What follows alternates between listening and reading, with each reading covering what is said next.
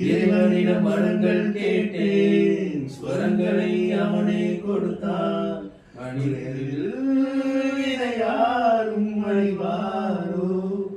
நான் பாடும் பாடல் எல்லாம் நான் பட்ட பாடே என்றோ.